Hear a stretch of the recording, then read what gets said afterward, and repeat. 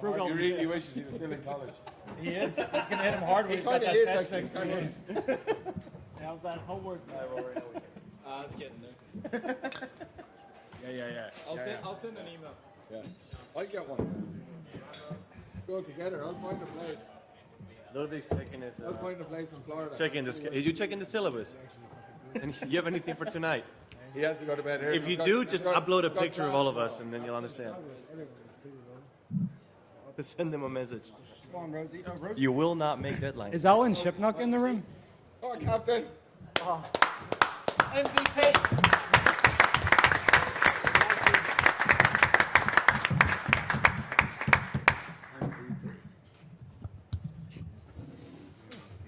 Welcome everybody. Delighted to be joined by Team Europe, the winners of the 2023 Ryder Cup. Luke, if I could just start with you, please. Some fantastic scenes out there. Just give us your reflections on today. Yeah, it was all right. I mean, it's an incredible week, and I'm just so happy for these 12 guys. They gave it everything this week. They were a pleasure to be around. They made my life very easy, and they played like superstars. Not many people gave us a chance, I don't think, especially 2 years ago. And we proved them wrong. Yes, we did.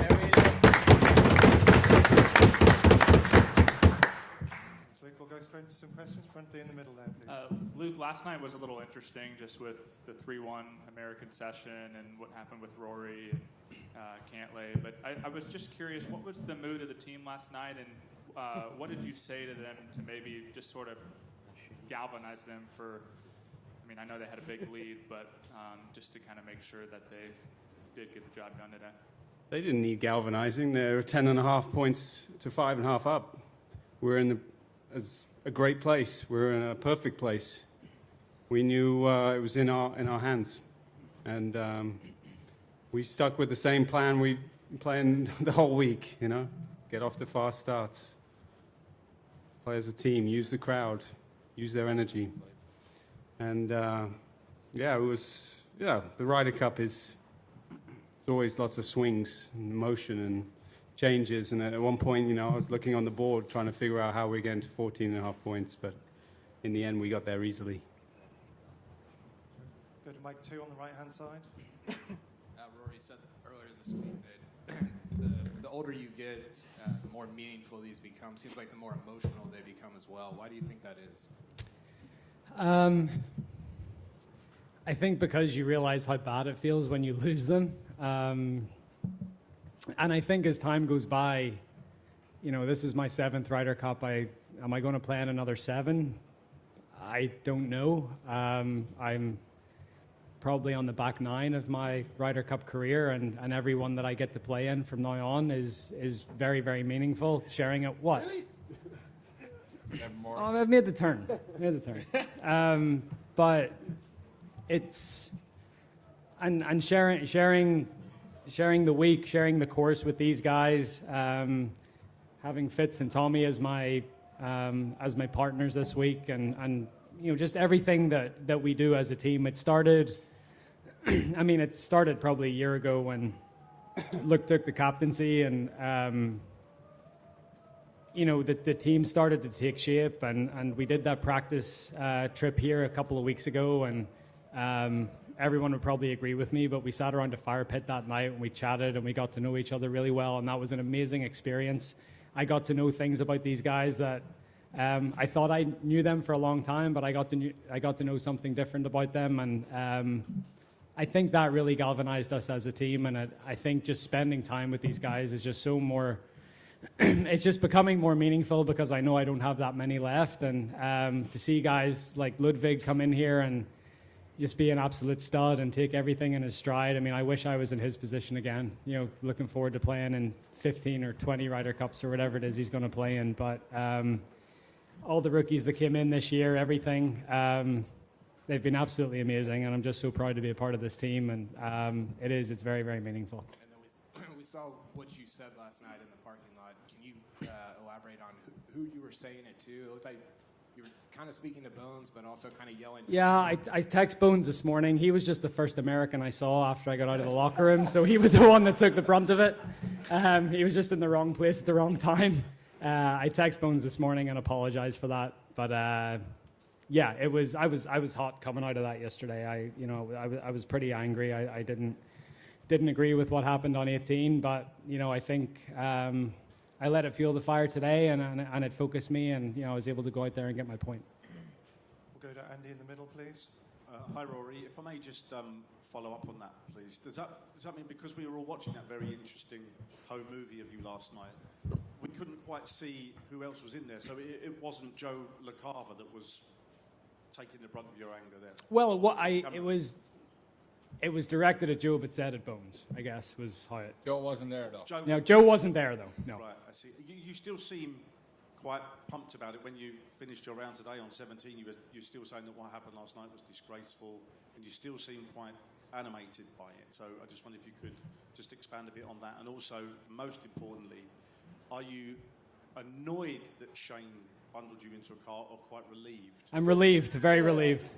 And then he Go on, Shane. I was going to say, then he took me down took me down to the cold plunge in the hotel and let me cool off there for a few minutes too. But yeah, very relieved. Yeah, I just look.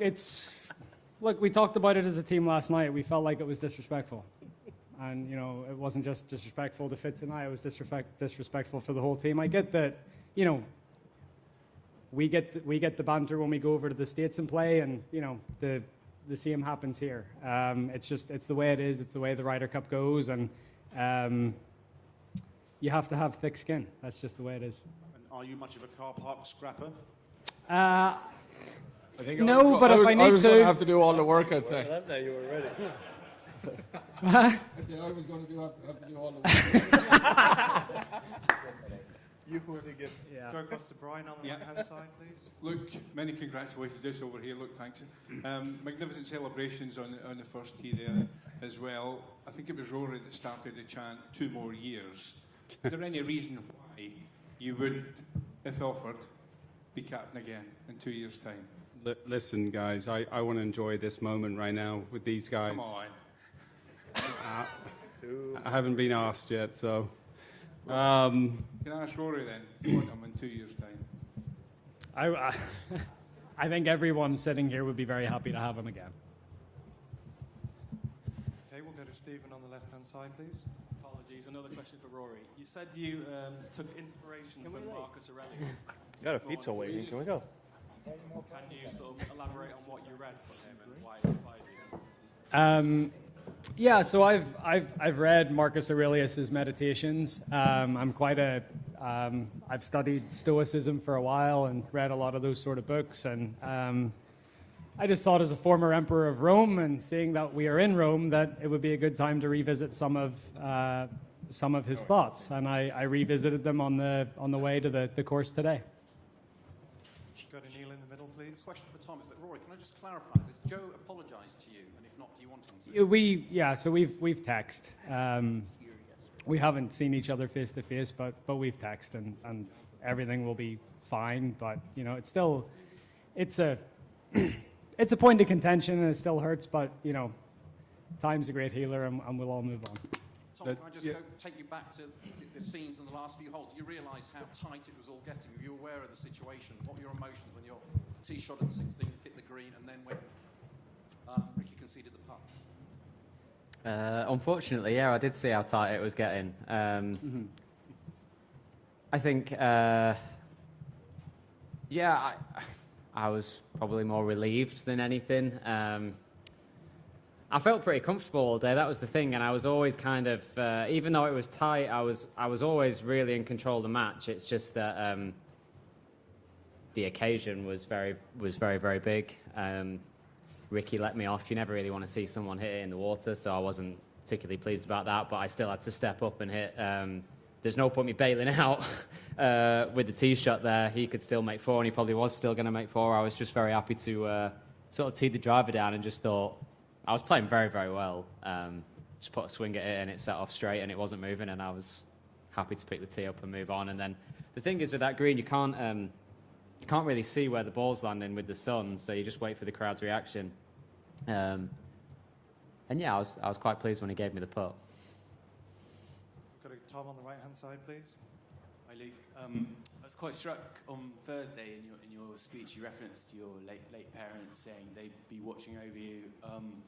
Just from looking at cuts, I see you sadly lost your father 10 years ago. I didn't know about your mother, so I just wondered whether they'd been at the forefront of your mind and you know how they feel about today.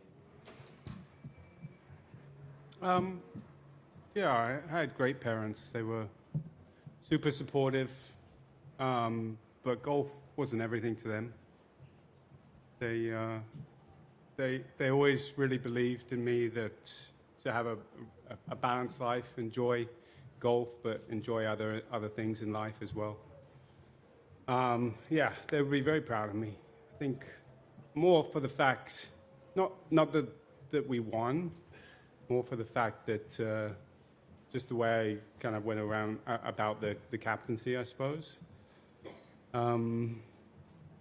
But yeah, that's a strange question. I've never had that one before. I've never thought about the answer, but yeah, I miss them. I miss them, of course. I would love to share this moment with them. And, you know, I think some of the things that we talked as a group was, you know, it's really, really important to not just play for each other, but play for those that mean the most to you. You know, I think that's super powerful. You know, I gave the guys some videos on Monday. Just some people that mean a lot to them, some 2-minute videos, just really giving them encouragement. You know, and I think that's why we always play this game. You know, it's not just for ourselves. And that's what makes the Ryder Cup so special, is we play it for the people that mean so much to us. And certainly my parents meant a lot to me. Yeah, they'd be very proud. Question over this side in the middle, please. Shane, that was a thrilling match you played with Jordan there. What was it like to play those last few holes and just the mad scenes that unfolded? What was it like to go through all that? Yeah, it was an interesting day. Myself and Tommy and Bob were in the locker room before we went out, and we joked about hoping that it wasn't going to come down to our matches. And I couldn't believe it what I was seeing on the board, to be honest. And those last couple of hours were probably two of the most stressful hours on the golf course I've had. But I felt like I was playing good golf, and Jordan obviously got up early on me. I gave him maybe 1 or 2 holes, but I didn't give much away. He played pretty good today, and then, you know, I fought hard. I just fought hard all day, and I knew I just needed to keep fighting hard for my team. And once I did that, I knew I'd be okay. And then, like, the scenes coming down 18, you know, I knew Tommy had gone up. I knew he was 1 up playing 16, and I saw Ricky hitting the water on 17 or on 16.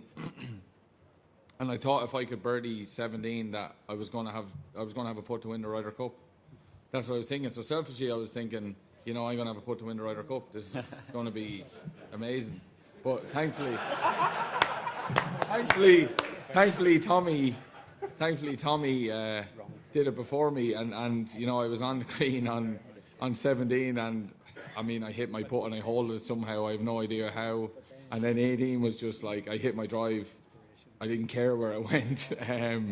But then I was walking down, I was like, right, I'll try and win my point, but it's like, whatever. It was, you know, I don't really care. I said at the start of the week in here, I said I don't care if I make no points, but as long as we win. It's that's not what matters to me. What matters to me is about winning, and I'm very happy and very proud of the lads. Go to microphone 2 in the blue shirt. Luke, congratulations, first of all. You have said many times how much you love Rome and Italy. Do you love them a little bit more after today? Absolutely. We all I think we all love it. More important, in the past press conference, many times when you speak, you told me the name of Dodo Molinari. You say, Dodo told me to keep an eye on Oberg. We are working with Dodo with statistics, Dodo here, Dodo there. How much his work has been important to you, and which are the parts of his analytics that you use more? Well, of course, Dodo's extremely important. And I think the game of golf has really become dominated with statistics, but all my vice captains were immense. I mean, literally got so much from Thomas, my past captain. He's been there before. He's winning captain. Jose Maria was extremely inspirational. He doesn't speak much, Jose, but when he does, we all listen. And there's a deathly silence in the room, in our team room, when he speaks, and it was amazing. Nicholas Colsaerts, I mean, he has the biggest heart I know, and this Ryder Cup means so much to him. Francesco as well. I mean, every single one of them meant so much to me, and were a big help. But obviously, Dodo I probably spent a little bit more time with, just because the statistics, because of trying to figure out ways to tell my guys why they were going to win. Give them the confidence that when they stepped on that tee on Friday that they expected to win. And these are the reasons, and this is why you play, and this is why we're going to be successful by the end of this week. And obviously Dodo was a big part of that. There we go, this side on that microphone. Sort of a follow-up on that, but more directed at you guys, the players.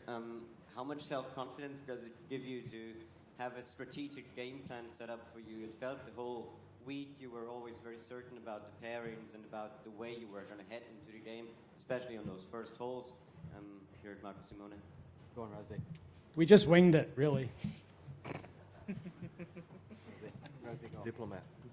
No, I mean, listen, I think it started in the practice trip, didn't it, lads? We started to play in 4 balls. We started to play with guys that we potentially were going to play with. We were paired at Wentworth in specific pairings. Again, that kind of started the whole bonding process, and also the comfort process of us all kind of understanding each other's games and dynamics. Nothing was left to chance on that front. Every opportunity that we could take to get forward and get more prepared, we took. And I think when you give people clarity, they can kind of sink their teeth into something. When things are reactive, I don't know, it feels like you're kind of hoping for something to change versus, when there's a plan, it's just about execution then. And I think players, we spend our whole lives practicing to execute. So if you give us a plan, something I'll say to my caddy, if you have good information, there's a good chance we're going to hit a good shot. We got a lot of good information this week ahead of time, so kind of kept us all pretty calm. And I think it just came down to the execution, which these lads are a pretty decent set of golfers. So then the statistics come into play. And statistics only mean something if the players step up and keep their level. And I think that the captains and the vice captains kept us calm enough. They kept the noise away from us where we kept our level. And then all the planning can mean something. Stand that mic for Adam. Rory, 2 years ago, we all saw you in tears. What is the moment that sticks out to you as the part that hurt the most from that week? And how long did it take you to get over that? The scoreline, 19-9. I mean, that hurt. It really did. And personally for me, I didn't feel like I give my best performance, and I didn't feel like I did my part for the team. And there was a few of us up here that were on that team that wanted to come back, and everyone at the start of the week was talking about, do you want to get revenge? Do you want to get revenge on the US team? And this wasn't about revenge. This was about redemption and showing what we could do. And as Rosie said, this has been a process. There's been a plan in place. We've known months in advance basically what the game plan was, how we were going to execute it, and then it just comes down to everyone getting on the golf course and being themselves and playing the way they know that they can play, and this is the result, which is amazing. But luckily being a part of a few winning Ryder Cup teams, and it feels amazing, but at the same time, being a part of a losing Ryder Cup team sucks. It really does. And I'm much happier sitting up here and talking to you guys today than I was 2 years ago Whistling Straits. Not to take anything away from what you guys accomplished today, but 8 of the last 9 winners have been the home team. Is there too much to home field advantage? So I've said this for the last probably 6 or 7 years to anyone that will listen. I think one of the biggest accomplishments in golf right now is winning an away Ryder Cup, and that's what we're going to do at Bethpage. Go on, Rory. Yeah, you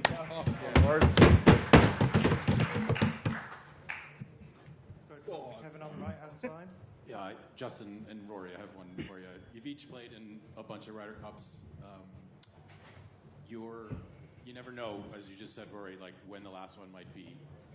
Americans are united by borders, by a flag, by a language. You guys are not. What unites the European Ryder Cup team? What does it mean to be a European Ryder Cup? Well, I was just thinking there actually before you asked that question, like, we're united by a culture. We're united by a generation of players that have come before us.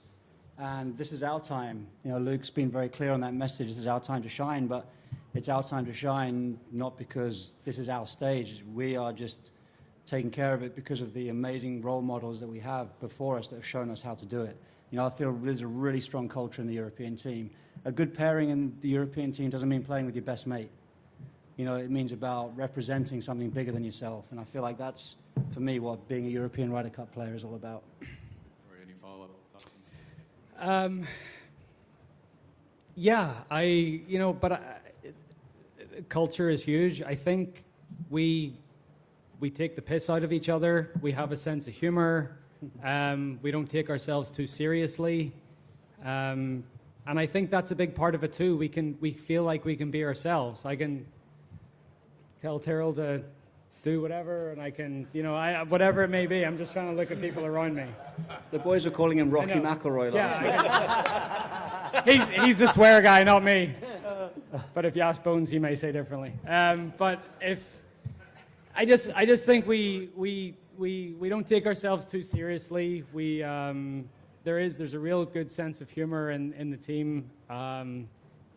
Luke and the team have put together some amazing videos for us this week that.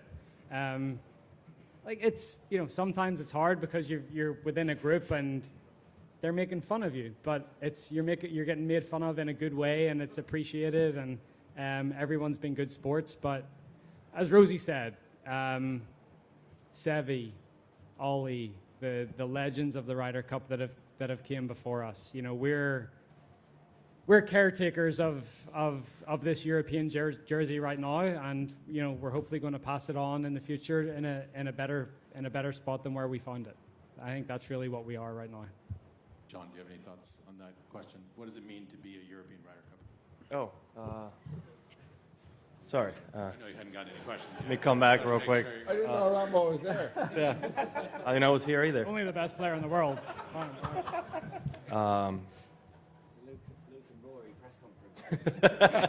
We could have gone ages ago, couldn't we? Obviously, I don't have as much experience in Ryder Cups as Rosie and Rory have, but I think they nailed it. Is the ability to walk through those gates or through the doors and forget about who you are outside this week, right? What you've done or you may do afterwards really, truly doesn't matter. In my case, obviously, there's certain Spanish legacy to live up to that is certainly not easy, right? The three main figures before me, Sevi, Ollie, and Sergio, are three guys that, if I'm not mistaken, all three of them have earned over 20 points in the Ryder Cup. 3 out of 9 are Spanish, right? So it's a lot to live up to, and it's something that really inspires me, especially when Jose is around, right? He's always telling me, little things to inspire me in that sense. So following on their footsteps and how they try to make the team better is the way I've approached it as well, and try to do my part in the team room. But I think Rory said it best, is the fact that we can go in there and make fun of each other and nobody really cares, right? We all laugh, and that's about it. In life, you need to be able to make fun of yourself, and it's a truly humbling experience to be part of this team. Okay, time for 2 more questions. question, start in the middle on this side. Seb, this is one for you. Go on, Seb. Come on, Seb. Come on, Have you been aware of the situation that you could be possible winning the Ryder Cup? How were your feelings when you saw? Yes, they all knew when they had a putt to win the Ryder Cup. We knew. What were your feelings when you saw Tommy Fleetwood making the point before you hit the bunker shot? Tell us the relief, Seb. The feeling was pure joy. He did rob me of my moment, of a chance of my moment, I guess. But no, I was ecstatic when he closed it out. I was on 18 green. Have you been aware of the situation? Oh yeah. I knew exactly that it was. Those PVs. I was very nervous, but when he closed it out on 16, it was a fun place to be on 18 green because the crowd went crazy, it meant we had won the Ryder Cup, so it was just pure joy. Okay, we'll go for final question on Shane, just behind, please. Boring last question, sorry. But Luke, I wonder if you could explain from a setup angle and a strategic angle why you guys were so successful on the first hole. Ooh. Dodo, where's Dodo? Where's the number cruncher? What was the success? What was our success rate? You in the first 3 sessions, you won it 5 times to 0 for the Americans, and I think the final was 10 to 4. No way. It's called playing for $100 in practice. We as a team we knew getting off to a fast start was important. It was really important. Rory still hasn't paid me, by the way. Sorry, Luke. I haven't. Rory actually never pays. I'll just say that. Rory never pays. I didn't win the FedEx Cup this year. Rory never pays. He's waiting for the pip payment. I didn't lose.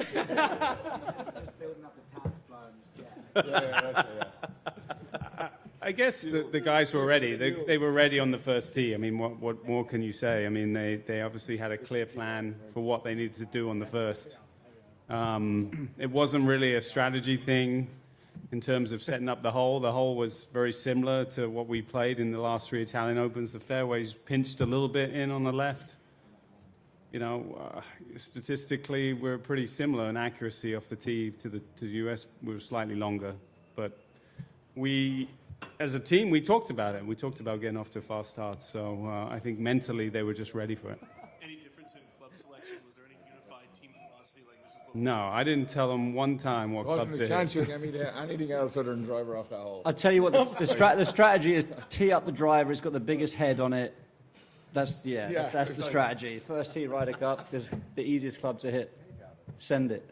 Thank you. Okay, thanks, guys. We'll let you go and celebrate. Congratulations. Thank you. Good job, Rory. Good try.